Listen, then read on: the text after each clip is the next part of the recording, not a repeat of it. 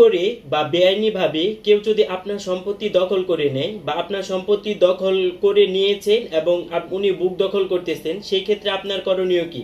আজকের ভিডিওতে আমরা কথা বলবো, কেউ যদি জোর করে সম্পত্তি দখল করে নেয় তাহলে সেই ক্ষেত্রে আপনি কি করবেন, আপনি কিভাবে আইনের মাধ্যমে আগাবেন।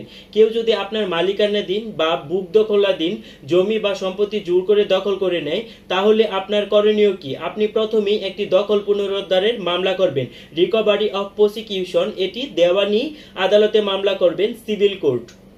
কোন কোন আইনে আপনি এই মামলাটা করতে পারবেন? CPC 1908, specific relief act 1877, transfer of property act 1882।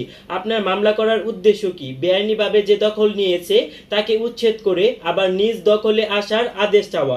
আপনি বলবেন যে মাননীয় আদালত, এই সম্পত্তিটি আমার, উনি জোর করে দখল করে নিয়েছেন, এখন আমার জমিটি উনাকে উচ্ছেদ করে আমার জমিটি আমাকে বুঝিয়ে দিন। আপনি যে একটি মামলা করবেন সিভিল কোর্টে, যে আপনি মামলা করবেন জমি পুনরুদ্ধারের জন্য, সেই ক্ষেত্রে আপনার কি কি লাগবে মামলা করার জন্য? জমির খতিয়ান, দলিল, পর্চা বা নামজারি, আপনি প্রকৃত মালিক ও বুক দখলকারী ছিলেন তার প্রমাণ, কবে কিভাবে জোর করে দখল করেছে আপনি অবশ্যই তার বিবরণ দিবেন।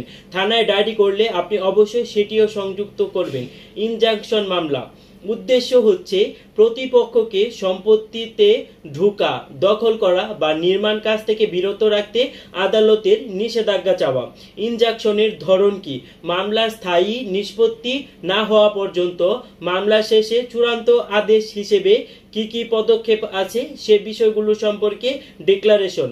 কোন কোন ধারা প্রযোজ্য? সিপিসির অর্ডার 29 এবং রোল হচ্ছে 1 আর 2, স্পেসিফিক রিলিফ অ্যাক্ট 1877 এর ধারা 54। আপনি যদি থানায় জিডি বা মামলা করেন সেটা ফৌজদারির দিক থেকে, যদি দখল জোরপূর্বক, ভয়ভীতি বা সন্ত্রাসী কর্মকাণ্ডের মাধ্যমে করা হয়।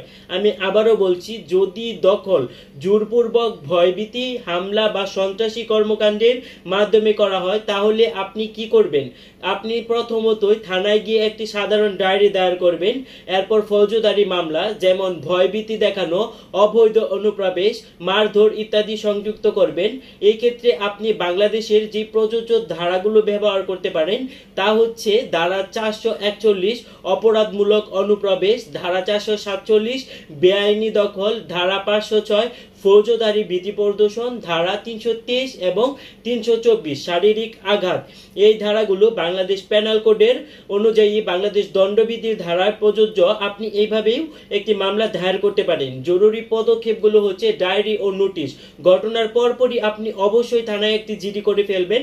আইনজীবীর মাধ্যমে আপনি প্রথমে একটি লিগাল নোটিশ দিবেন। এর পরবর্তীতেও সে যদি আপনার জমি আপনাকে ফিরিয়ে না দেয় তাহলে আপনি সিভিল কোর্টে চলে যাবেন সরাসরি। আমরা যদি একটু উদাহরণ দিয়ে বোঝার চেষ্টা করি, যে আমি দীর্ঘদিন ধরে 2 কাঠা জমিতে ঘর করে থাকতেছি, একদিন স্থানীয় প্রভাবশালী ব্যক্তি জোর করে সেখানে ঘর তুলতে আসে। আমি থানায় জিডি করলাম এবং দেওয়ানি আদালতে ইনজাংশনের মামলা দিয়ে কাজ বন্ধের আদেশ পেলাম। এরপর দখল পুনরুদ্ধারের মামলা করে আবার দখল ফিরে পেলাম। মোট কথা হচ্ছে, জোর করে সম্পত্তি দখল করলে চুপ করে না থেকে থানায় জিডি করুন, আদালতে ইনজাংশন ও দখল পুনরুদ্ধারের মামলা করুন, প্রয়োজন হলে ফৌজদারির মামলা করুন। আমার ভিডিওটি আপনাদের কেমন লাগলো সেটি আমাকে জানাতে অবশ্যই একটি কমেন্ট করুন, আর আমার ভিডিওতে লাইক, কমেন্টস, শেয়ার করে আমার পাশেই থাকুন। হ্যাঁ, চ্যানেলটি সাবস্ক্রাইব করতে ভুলবেন না। ধন্যবাদ সবাইকে।